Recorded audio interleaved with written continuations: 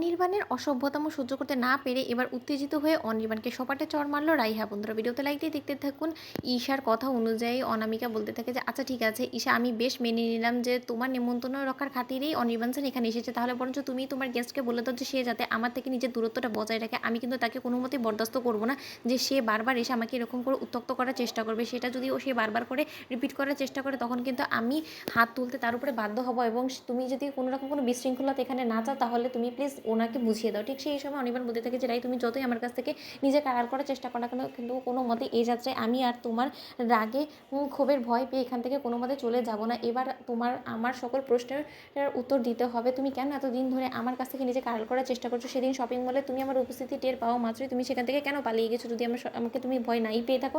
ঠিক সেই সময় অনির্বাণ বারবার করে রাইয়ের হাত ধরে রাইকে জোর জবরদস্তি করতে থাকে। ঠিক সেই মুহূর্তে অনির্বাণের এই উত্তপ্ত করার স্বভাবটাকে আর সহ্য করতে না পেরে অনির্বাণের উপরে উত্তেজিত হয়ে রাই অনির্বাণকে সপাটে চড় মারে। আর ঈশা বলতে থাকে যে অনামিকা তুমি এটা কী করলে বলো তো? সকলের সামনে অনির্বাণ দাদাভাইকে এরকম করে ইনসাল্ট না করলেও তুমি পারতে। বেচারা তোমারকে খুঁজতে খুঁজতে পাগল প্রায়, সে এত দিন ধরে শুধুমাত্র তোমাকে পাগলের মতন খুঁজে গিয়েছে, কিন্তু তার বিনিময়ে তুমি তার সাথে এরকম ব্যবহার কী করে করতে পারো বলো তো? হাজারো তুমি ভুলে যাও না যে উনি তোমার স্বামী বর্তমানে। ঠিক সেই সময় অনামিকা বলতে থাকে যে আচ্ছা ঈশা, তুমি কতটুকুই বা জানো এই মানুষটা সম্পর্কে বলো তো? এই মানুষটা অত্যন্ত একটা অসভ্য এবং নির্লজ্জ এবং লম্পট একটা লোক, যার কিনা কোনো দিনও নিজের স্ত্রীর উপরে এতটুকু পরিমাণে বিশ্বাস ছিল না। সে রীতিমতো সবসময় তার স্ত্রীর উপরে মিথ্যে লাঞ্ছনা গঞ্জনা দিয়ে গিয়েছে, মিথ্যে সন্দেহ করে গিয়েছে, এবং সেই মিথ্যে যন্ত্রণার দায়ে সে আমাকে বাড়ি ছাড়া অবধি করেছে শুধুমাত্র সে তার নিজের জেদ বজায় রাখার জন্য। তার সত্ত্বেও তুমি আমাকে বলছো যে সে অত্যন্ত ভালো একজন মানুষ, ওর উপরে আমার আরও একবার বিশ্বাস করা উচিত, ওকে আরও একটা সুযোগ দেওয়া উচিত। তুমি যদি সেটা আমাকে বলে আমাকে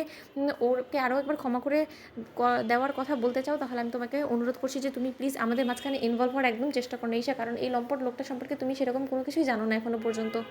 অন্যদিকে অনির্বাণ বলতে থাকে যে তুমি আমাকে মারো, বকো, অপমান করো, যা ইচ্ছে তা করো, কিন্তু সব কিছু সহ্য করে হলেও আমি কোনো মতেই তোমাকে আমার হাত থেকে এবার হাতছাড়া করবো না। তুমি ভুলে যাও না এখনও পর্যন্ত কিন্তু বর্তমানে আমি তোমার হাজব্যান্ড, এবং সেই অধিকারে আমি অবশ্যই তোমার উপরে ফলাতে এখনও পর্যন্ত পারি, কারণ আমাদের কিন্তু এখনও পর্যন্ত লিগালি ডিভোর্সটা হয়নি রাই।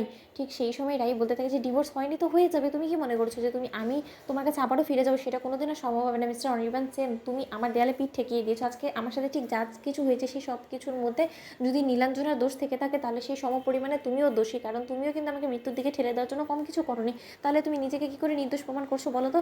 সকলের চোখে তুমি ধুলো দিতে পারলেও তোমার এই ভালো মানুষের চেহারা দেখি তুমি কোনো মতে আমাকে রিচার্জে বোকা বানাতে পারবে না। আর আমি এতটাও বোকা নয় যে আমি আবারও তোমার ভাতে পা দিয়ে তোমার সাথে আবারও সুখে ঘর সংসার স্বপ্ন দেখা শুরু করে দেবো, কারণ সেই স্বপ্ন তুমি অলরেডি আমার ভেঙে দিয়েছো।